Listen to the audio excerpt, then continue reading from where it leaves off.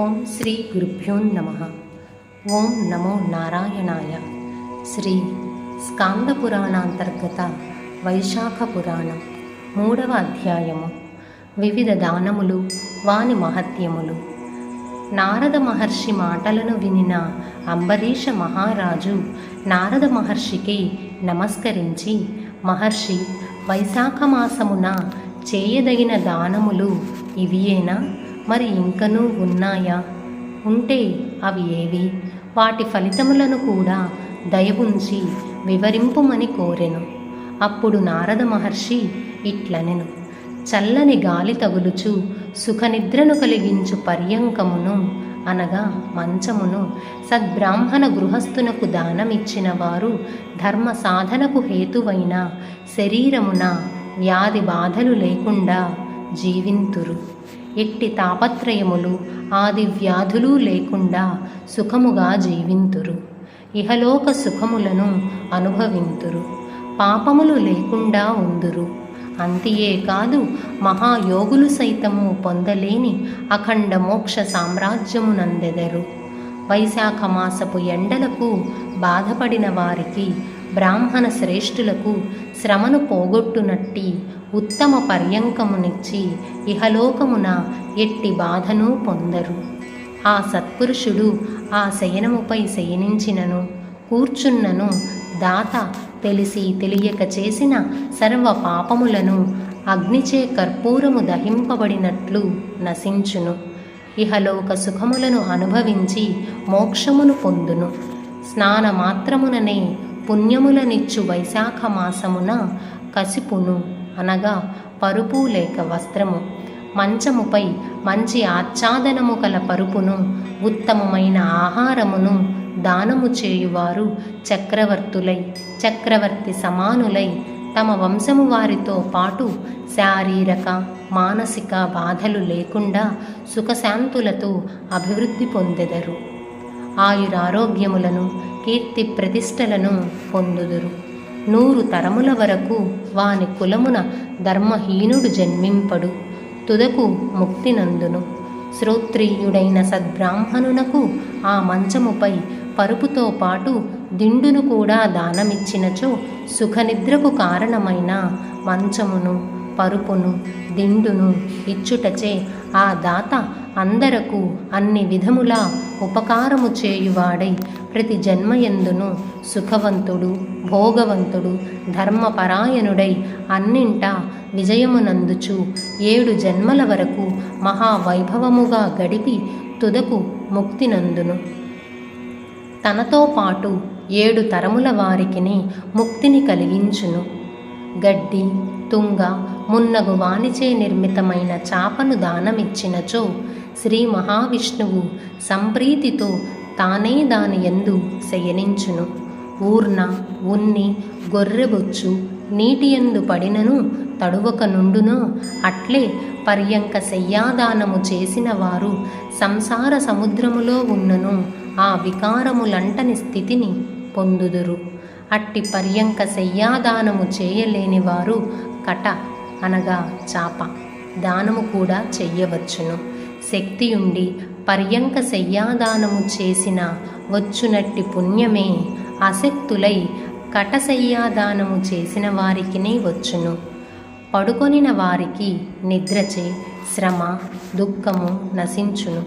అట్టి నిద్రను కలిగించు కటదానము దాతకు సర్వ సుఖములనిచ్చును. రాజా, వైశాఖ మాసమున కంబలి దానము చేసిన వానికి అపమృత్యువు పోగొట్టి చిరకాలము నిశ్చింతగా సుఖజీవనము కలవానిని గావించును. ఎండచే పీడింపబడిన వానికి వస్త్రమును దానము చేసినచో పరిపూర్ణ ఆయుర్దాయమునంది తుదకు ముక్తినందును. లోని తపమును పోగొట్టు కర్పూరమును దానమిచ్చినచో ముక్తి ఆనందము కలుగును. దుఃఖములు నశించును. ఉత్తమ బ్రాహ్మణునకు పుష్పములు దానమిచ్చినచో సర్వజనులను వశపరుచుకున్న మహారాజై చిరకాలము సుఖించును. కుమారులు, మనుమలు మున్నగు వారితో సర్వ సౌఖ్యములనంది ముక్తి నొందును.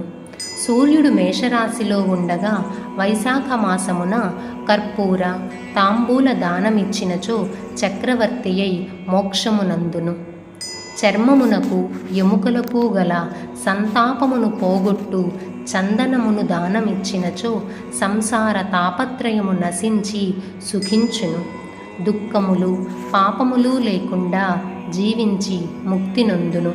కస్తూరి మున్నగు సుగంధ ద్రవ్యములిచ్చినచో ఎట్టి బాధలు లేకుండా జీవించి మోక్షమునందును. పద్మమాలను కాని అడవి మల్లెల మాలను కాని దానమిచ్చినచో చక్రవర్తి అయి సర్వజన మనోహరుడై చిరకాలము జీవించి ముక్తి నొందును. వైశాఖమున మొగలి మల్లె పువ్వులు దానమిచ్చినచో మధుసూదనుని అనుగ్రహము వలన సుఖభోగములనంది ముక్తి నొందును. పోక చెక్కలను సుగంధ ద్రవ్యమును కొబ్బరికాయలను దానమిచ్చినచో 7 జన్మల వరకు బ్రాహ్మణుడై జన్మించి వేద పండితుడు ధనవంతుడై ఉండి 7 తరముల వారితో కలిసి ముక్తి నొందును. సద్బ్రాహ్మణుని ఇంటిలో విశ్రాంతి మండపమును కట్టించి ఇచ్చినచో వాని పుణ్యము ఇంతా అని చెప్పుటకు మాటల కందనిది సుమా. నీడనిచ్చు మండపము, నీడలో ఉన్న ఇసుక తిన్నెలు, చలివేంద్రము వీటిని నిర్మించి బాటసారులకు జనులకు ఉపకారము చేసిన వారు లోకాధిపతులగుదురు. మార్గమున తోట, చెరువు, నూయి, మండపము వీటిని నిర్మింపచేసిన వానికి పుత్రులు లేకున్నను ధర్మలోపము అందువలని భయము లేదు. నూయి, చెరువు, తోట, విశ్రాంతి మండపము, చలివేంద్రము, పరులకు ఉపయోగించు మంచి పనులు చేయుట, పుత్రుడు ఇవి 7ను సప్త సంతానములని పెద్దలు చెప్పుచున్నారు. వీటిలోనే ఒకటి చేయుకున్నను మానవునకు పుణ్యలోక ప్రాప్తి లేదు. సత్శాస్త్ర శ్రవణము, తీర్థయాత్ర, సజ్జన సాంగత్యము, జలదానము, అన్నదానము, అశ్వర్థారోపణము, పుత్రుడు అను 7ను సప్త సంతానములని వేదవేత్తలు చెప్పుచున్నారు. 100 కొలది ధర్మకార్యములు చేసినను సంతానము లేనివానికి పుణ్యలోక ప్రాప్తి లేకుండుటచే అతడు పైన చెప్పిన 7 సంతానములలో యథాశక్తిగా వేనినైనను ఏ ఒకదానినైనను చేసి సంతానవంతుడై పుణ్యలోకములనందవచ్చును.